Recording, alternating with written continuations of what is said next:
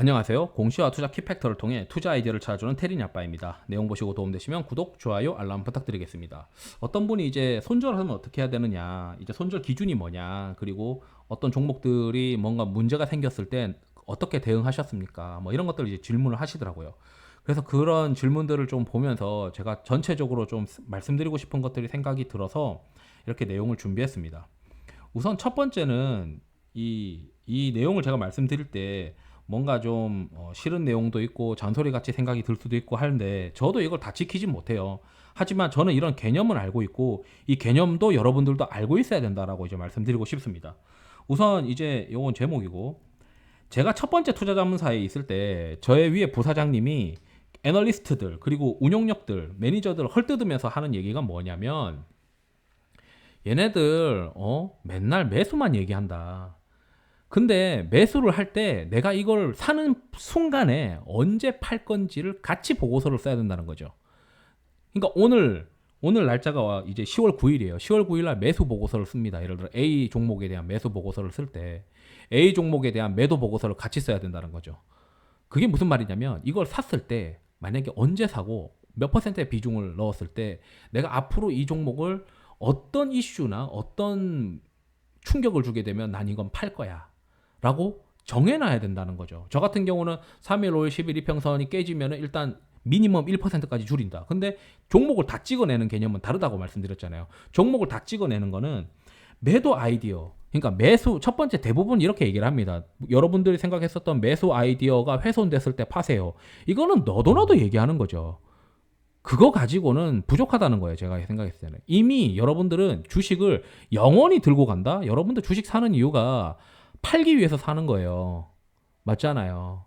여러분들 주식 사는 이유는 팔기 위해 사는 거지 그 회사에 영원히 죽을 때까지 주주가 되기 위해서 사는 건 아니란 말이에요. 그런 분들도 일부 있겠지만 그러면 내가 이걸 언제 팔 거냐? 아니면 시장에 있는 장사꾼들도 내가 물건을 띄워와서 어떤 장소에서 무엇을 팔 건지에 대해서 고민을 하는데 주식을 살 때도 마찬가지입니다.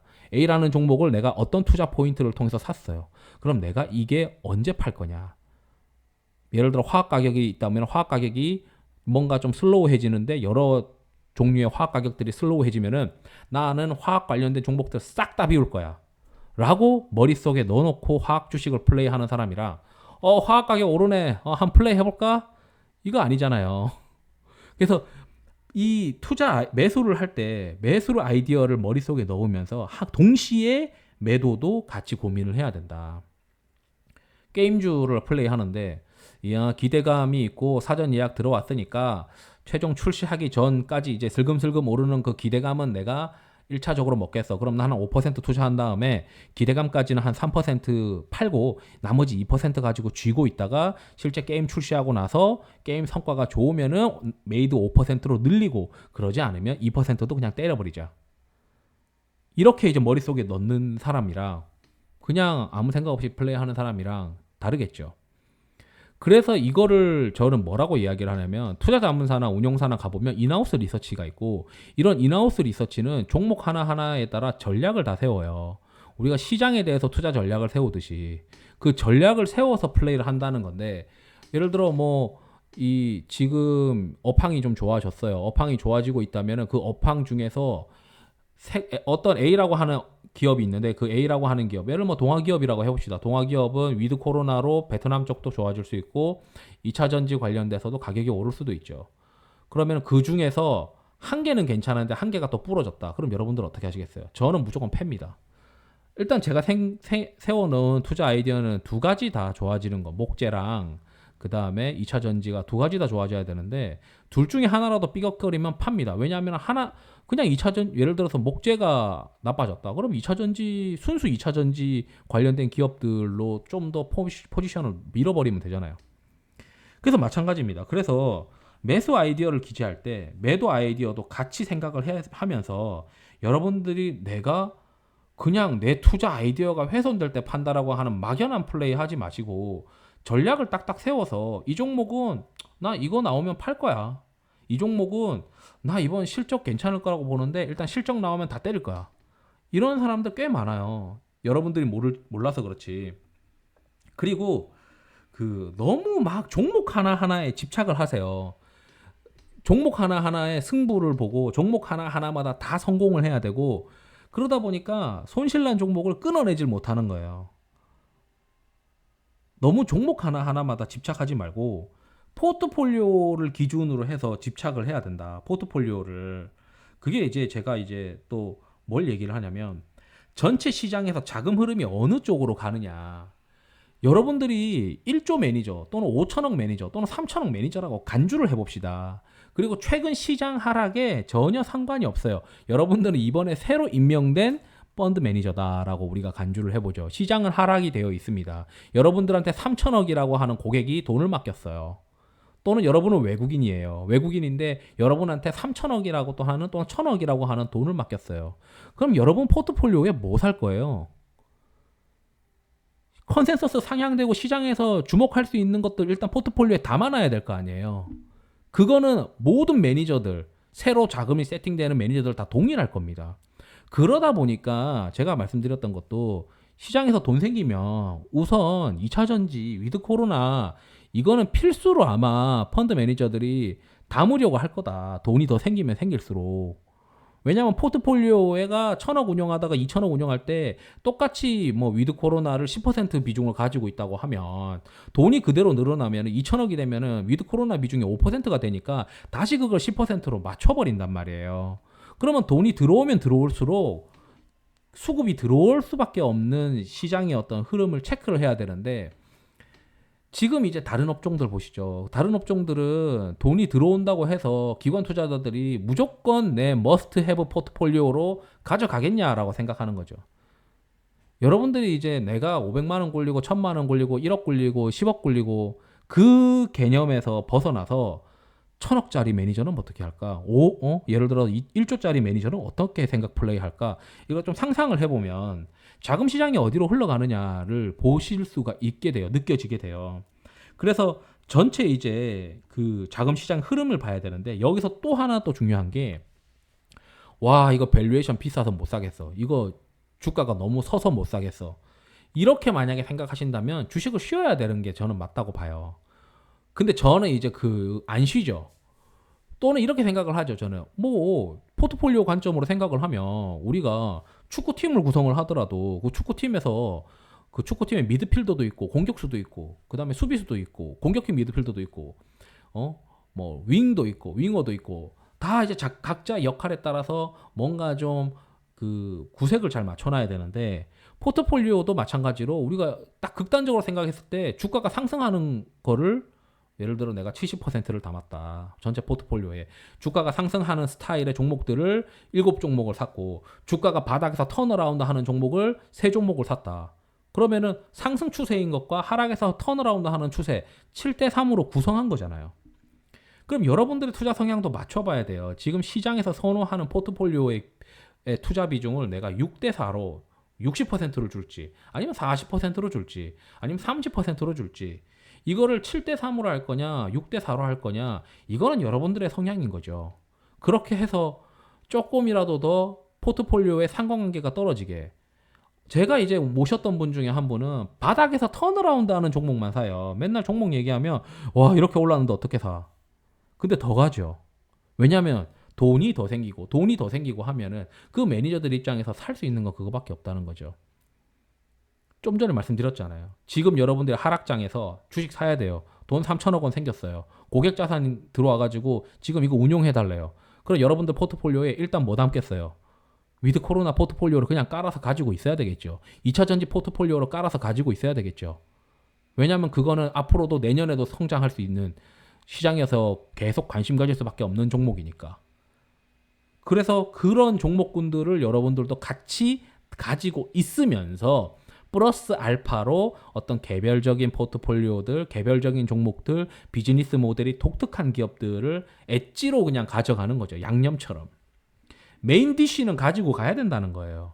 근데 이제 저 같은 경우는 시장이 만약에 어수선하다. 메인 디쉬만 들고 있어라는 거죠. 쓸데없는 거 뭐 조그만 거 가지고 있지 말고. 왜냐?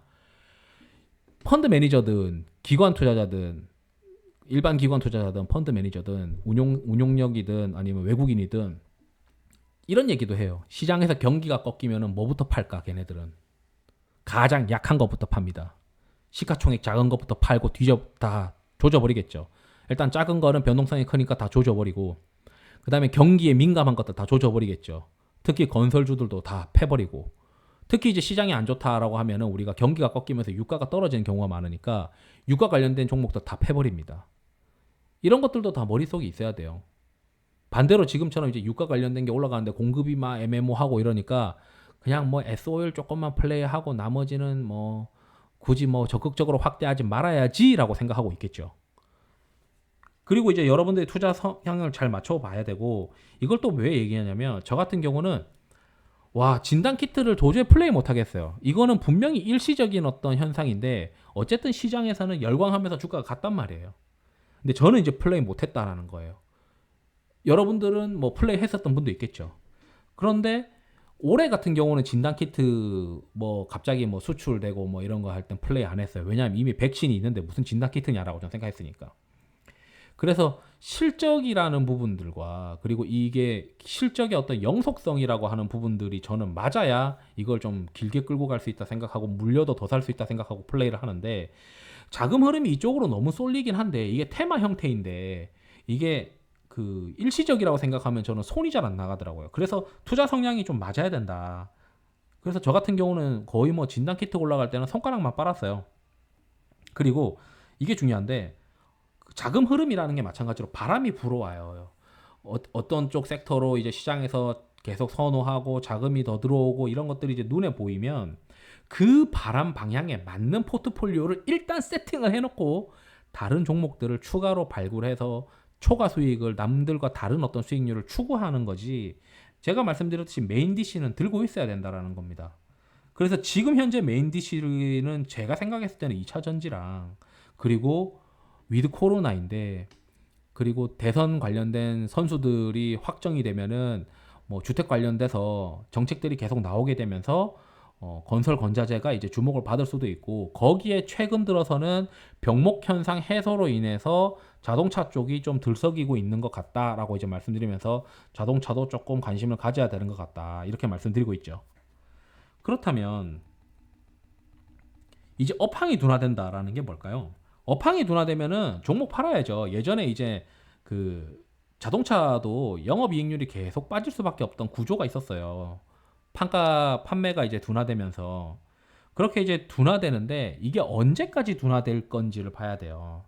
지금 현재 병목 현상으로 인한 둔화가 과연 이제 뭐 올해 될 거냐, 뭐 내년이라고 해도 올해 상반기에 어느 정도 해소될 수도 있지 않겠느냐. 뭐 백신도 나오고 경구용 치료제도 나오고 이게 결국 코로나로 인해서의 병목 현상일 가능성이 높다고 생각을 하면, 일단 이제 병목 현상의 가장 큰 시그널이 되는 게 운임 지수잖아요. 그 운임 지수가 만약에 정점을 지나고 있다라고 생각을 하면 지금 이제 병목 현상으로 타격을 받았던 기업들은 더 이상 이제 주가가 빠지지 않고 오히려 반등 준비를 하겠죠. 근데 그런 게 아니고 업황 둔화가 초기냐 아니면은 뭐 이미 충분히 지난 거냐에 따라 다른데, 충분히 지난 거면은 이제 언제부터 좋아질지를 계속 고민을 해서 사야 되는데, 이게 업황 둔화라는 게 굉장히 막연해요. 제조업 기준으로는 매출이 이제 이게 오래된 제품이라서 빠지는 거는 답이 없잖아요. 그러면 이 기업이 다시 돌아서려면 신제품이 뭔가 나오든지 이런 게 되어야 되는 거고, 그런 거 아니고 범용으로 깔리는 뭐 D램이나 이런 거는 수요와 공급으로 일단 보는 거니까, 수요가 이제 지금 당장 올라오고 있는 건 아니잖아요. 수요의 축이 이전된다라고 상반기에 계속 말씀드렸던 것도 이미 IT 기기 수요 웬만한 건 다 샀으니까 하반기에는 수요가 빠지겠죠라고 전 말씀드렸던 건데, 그 수요의 축이 이동된다는 거는 그 수요의 축이 다시 돌아오기 위해서는 YOY로 우리가 생각을 해보면 올해 상반기는 기고잖아요. 그러면 내년 상반기는 그 YOY로 계속 실적이 안 좋을 수가 있어요. 그러면 내년 하반기에 반도체 D램 얘기하는 게 내년 하반기에 YOY로 좋아지니까 실적이, 그러면 주가는 한 3개월에서 6개월, D램 같은 경우는 사람들이 쳐다보는 사람들이 많고 하니까 경기도 민감하고 하니까 선행한다고 하면 내년 상반기쯤에 아마 잘 보고 사야 된다라고 이렇게 생각을 해야 되니까 지금 현재는 주식을 비워놓고 있죠. 그러니까 이런 게 있어요. 이거를 왜 얘기하냐면 저한테 이제 첫 번째 직장에 있었던 그분, 그 부사장님께서 말씀하셨던 것 중에 1번 1번도 있죠. 1번. 너가 살 때 매수했던 아이디어랑 매도했던 아이디어를 같이 적어서 매도 아이디어가 발생할 때 바로 팔 수 있을 정도로 트레이닝이 되어야 된다라고 말씀하셨고, 이분이 또 어떤 명언을 저한테 얘기하셨냐면, 너가 이거 좋다고 산 거 아니야? 좋다고 샀으면 못해도 2주 안에는 주가가 올라야 돼. 너 이거 샀을 때 한 6개월 횡보할 거라고 생각하고 주가 사는 거 아니잖아. 심지어 저한테 이랬어요. 사자마자 5일 안에 안 오르면 뭔가 잘못된 거야. 빨리 찾아봐. 라고 하셨어요. 여러분들도 똑같아요. 내가 이 종목을 샀는데 시장 상황도 시장 상황이지만 샀는데 뭔가 바로 이제 탄력이 없고 줄줄줄줄 흘러가는 그림이다. 그러면은 이건 뭔가 잘못 본 거예요. 일단 시장에서 주식을 올라가는 요인이 심리랑 유동성이랑 펀더멘털 세 가지인데, 이 세 가지가 다 맞아도 올라갈까 말까인데, 사람들은 펀더멘털 하나만 쳐다보든지 아니면 기술적인 지표로 심리를 하나만 쳐다보든지 아니면 뭐 유동성이라고 해서 수급 하나만 쳐다보든지 한단 말이에요. 유동성과 심리와 펀더멘털, 뭐 막말로 하면은 유동성도 있고 차트도 있고 수급도 있고 차트도 있고 그 다음에 펀더멘털도 받쳐주는 거, 이 세 가지가 다 되는 걸 먼저 지금 우선순위로 공부를 하셔야 되는데, 아 이거 회사 경쟁력 있고 엄청 싸고 좋은데 왜 세상 사람들은 이 종목을 몰라줄까? 그거는 본인의 생각일 수도 있어요. 세상 사람들 입장에서는 그게 지금 먼저 우선순위가 아닐 수도 있다는 거죠. 사람들은, 이 기관 투자자들은 이 좀 안타깝게도 시장 대비 아웃퍼폼하는 수익률이 중요하기 때문에 지금 딱 사가지고 보름 안에 시세가 움직일 수 있어야 된다라고 생각을 해요. 그러지 않으면 뭐 이거 한 3개월, 4개월 보초 서면서 횡보해 버리면은 시장 대비 언더퍼폼할 가능성이 높아 버리거든요. 그렇기 때문에 업황이 이제 둔화되는 것도 초입이냐 아니면은 좀 말기냐 이런 것들을 공부를 해서 알아야 된다라는 겁니다. 그리고 이제 여덟 번째가 컨센서스가 하향이 되면 어떡할 거냐.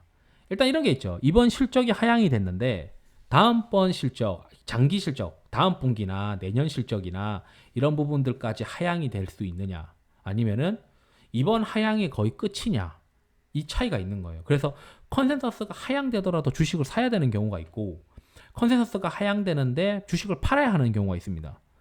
엄청난 어닝 쇼크가 날 수 있을 것 같은 분기 실적 발표할 때 쇼크가 날 가능성이 있을 때, 또는 하향이 되더라도 이제 막 좋아질 수 있는 시그널들이 막 나타나는 경우들.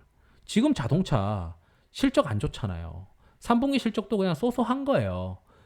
그 쏘쏘할 거라고 지금 막 전망되고 있는데 갑자기 이제 요즘 들리는 게 말레이시아 쪽에서 칩 생산 관련해서 병목 현상이 좀 해결될 것 같다는 식으로 나오고 있어요. 그럼 시장에서는 이거 이미 실적은 과거 실적일 뿐이고 이제부터는 좀 더 나빠질 것 같지 않는 그림으로 나오니까 나 먼저 좀 사놓을게. 이렇게 이제 그림이 바뀌는 거죠. 그래서 컨센서스가 하향된다고 무조건 패는 건 아니고, 하향되더라도 추가적으로 더 떨어질까? 그러면은 이게 충분히 다 하향이 됐느냐, 그리고 충분히 다시 주가에 반영이 되었느냐, 이걸 고민하고 다시 이제 투자 시점을 고민을 해야 되는 거죠. 그래서 충분히 떨어졌는지 이런 것들을 봐야 되고, 이 컨센서스 하향이 좀 초기인 것 같다. 그러면은 매도하는 게 맞아요. 빨리 도망가야죠. 내가 먼저 초기라고 발견했는데. 그리고 이 매출이 피크아웃 하는 경우가 있어요. 잘 나가다가 매출이 피크하는 경우는 이게 실적이 아무리 좋아지더라도 보통은 제가 경험해 본 경우로는 통상 한 20% 정도 조정이 나더라고요. 밸류에이션 디스카운트가 뚝 나옵니다. 그래서 이거에 20% 조정 받아버리면은 다시 이제 탑라인이 다시 YY 또는 QOQ로 성장할 수 있는 어떤 그림들이 있는지 이 여부를 체크를 하고, 이게 없다고 생각을 하면은 팔아야 되는 거고, 이게 좀 더 오래 기다려야 되는 건 경우에는 이제부터 고민하는 게, 오래 기다려야 되느냐, 바꿔야 되느냐, 이 교체 매매를 해야 되느냐, 이거거든요. 이번에 이제 주식 시장 떨어지고 나서도 교체 매매 한다고 막 해봐야 시장에서 더 떨어진 걸 사러 갔을 거란 말이에요. 그럼 시장에서 더 떨어지는 것들은 과연 시장이 반등할 때 시장에서 우선순위로 매수하는 걸까요? 그러지 않다고요. 결국 시장은 최근에 반등할 때 살려고 하는 것들이 2차 전지랑 위드 코로나로 또 똑같은 거 사잖아요. 또는 뭐 위드 코로나 내에서도 뭐 엔터 이런 거 사고 항공주 사고 뭐 이런 것들. 이러한 흐름들이 그러한 흐름들을 업종별로 잘 이제 HTS에 구분을 해서 매일매일 좀 쳐다보고 장 마감하고 좀 보면은 대충 감이 와요. 그리고 이제 탑라인 이제 피크아웃하는 이슈에서는 보통 통상 20% 주가 빠지더라. 밸류에이션이 그 정도 이제 빠지더라고요. 그리고 나서 이게 계속 주저할 수밖에 없는 어떤 이슈들이 생기면은 그냥 미리 나오는 게 이제 엑시트하는 게 낫죠. 근데 이제 이게 제일 중요한 것 같아요.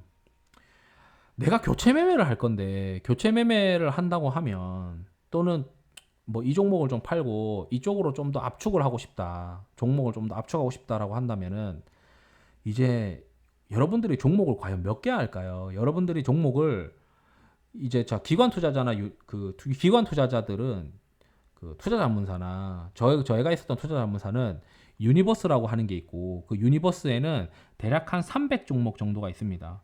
그리고 그 300 종목에 대해서 각 담당자가 해서 담당자별로 거의 다 커버를 해요. 다 커버는 못하지만 메인 종목들은 다 커버를 합니다.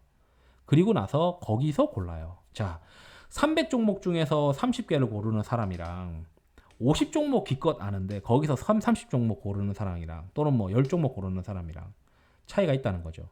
여러분들이 투자를 한다는 거는 공부를 누적시키고 아는 것을 누적시켜야 되는 건데 그 기업에서 투자를 하고 그 투자했던 어떤 성공했었던 방법들을 머릿속에 넣어두고 내가 어떤 투자 포인트로 투자를 했는데 실패했었던 것도 머릿속에 넣어두면서 어떤 기업의 비즈니스 모델들을 다 머릿속에 하나씩 넣다 보면은 다음에 어떤 정보가 머릿속에 들어오면 이 종목 봐야 되는데? 라고 이제 바로 결론이 도출이 될 수가 있어요. 그 도출되는 시점까지 계속 공부를 해야 되는 거고 전체 종목을 이제 다 알 필요는 없지만 웬만한 이제 큰 굵직굵직한 업종이랑 굵직굵직한 종목들은 알고 있어야 된다는 거죠. 처음에 여러분들 막 계잡주 공부를 해봐야 공부가 누적된다고 생각이 전혀 안 들 거예요. 처음에 여러분들이 공부해야 되는 종목은 삼성전자입니다. 삼성전자부터 현대차, 기아차. 자, 삼성전자, 현대차, 기아차 공부하면은 전체 시장의 거의 한 30%를 커버하는 거예요. 그렇게 이제 시가총액이 큰 거부터 먼저 공부를 한 다음에 공부를 한다는 거는 비즈니스 모델이 어떤지 이게 어떻게 시장에서 어떤 요인들을 가지면은 주가가 들썩일 수 있는지 이런 것들을 좀 공부를 하고 나서 그 다음에 중위권에 해당하는 종목들을 플레이하는 거예요. 막말로 반도체는 삼성전자가 버텨줄 때 좀 더 자극적으로 수익을 내기 위한 베타 플레이잖아요. 장비주들이나 소재주들이나 요즘 들어서야 뭐 2차 전지나 이런 걸 하면서 별도의 어떤 시세가 나고 있는 것이지만 과거 같은 경우는 그냥 뭐 반도체 될 때 플레이하는 거고 맨날 LG 디스플레이는 주가가 그 모양 굽골인데 OLED 시장 커진다고 OLED 소재만 뛰어가잖아요. 그러니까 LG 디스플레이를 살 바에는 OLED 소재를 좀 더 자극적으로 플레이하는 거죠. 좀 더 높은 베타 플레이를 하기 위한 게 중소형주고 그 중소형주도 결국 전방의 어떤 큰 트렌드가 받쳐줘야 되는 거죠. D램 시황이 안 좋은데 지금 장비주 사고 소재주 사고 무슨 의미가 있는 행동이겠습니까? 아니겠죠. 스마트폰 시장이 피크아웃 했는데 이미 이제 그로스가 떨어지고 있잖아요. 그리고 피크아웃 하는 것도 대부분 점유율이 50% 정도 되면은 그 다음부터는 그로스가 떨어지니까 이제 밸류에이션이 디스카운트가 되기 시작하죠. 그러면은 이제 웬만해서는 지금 뭐 스마트폰 관련된 기업들을 살 필요가 없죠. 그나마 시장이 개화되는 폴더블 관련된 파인테크닉스를 제가 말씀드렸던 것도 이제 시장이 개화되니까 그걸 말씀드린 거지. 폴더블 시장도 어느 정도 대체율이 올라가고 나면은 저는 앞으로 그 다음부터는 볼 생각이 없어요. 이렇게 마찬가지로 위에서 큰 종목부터 공부를 해서 공부를 누적을 해야 되는데 왜냐면 큰 종목들은 기업의 어떤 변화가 빠르게 일어나지 않기 때문에 공부가 누적되는 느낌이 있어요. 근데 계잡주들은 갑자기 얘가 뭐 A라고 하는 사업 하고 있는데 한 1년 뒤에 보면은 그 사업은 안 하고 B라는 사업 하고 있어요. 그러다 보니까 새로 공부해야 된단 말이에요.